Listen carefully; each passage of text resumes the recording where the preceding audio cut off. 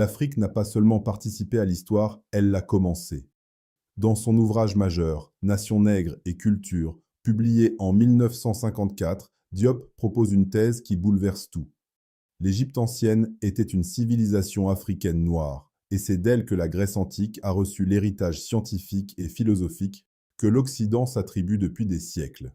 L'Europe a civilisé l'Afrique, dit-on. Non, c'est l'Afrique qui, la première, a civilisé le monde. Ce n'est pas une provocation, c'est une démonstration. Diop s'appuie sur les textes antiques eux-mêmes, Hérodote, Aristote, Diodore de Sicile, tous décrivant les Égyptiens comme un peuple à la peau noire et aux cheveux crépus. Mais il ne s'arrête pas là, il veut prouver scientifiquement ce que ces textes suggèrent. À l'Institut du Radium, il réalise des analyses de mélanine sur des momies, montrant leur proximité biologique avec les peuples d'Afrique subsaharienne. En linguistique, il établit des liens structurels entre l'égyptien ancien et les langues africaines modernes comme le Wolof.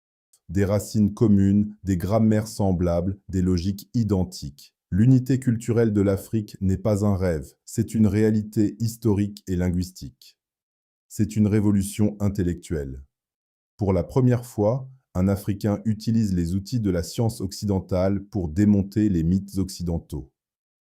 En 1974, après des décennies de débats, de censures et de controverses, Cheikh Anta Diop publie l'un de ses ouvrages les plus fondamentaux, L'origine africaine de la civilisation, mythe ou réalité.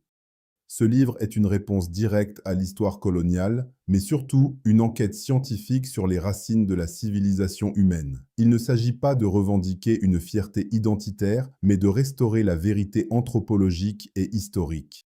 L'histoire de l'Afrique n'est pas une annexe de l'histoire du monde, elle en est le commencement.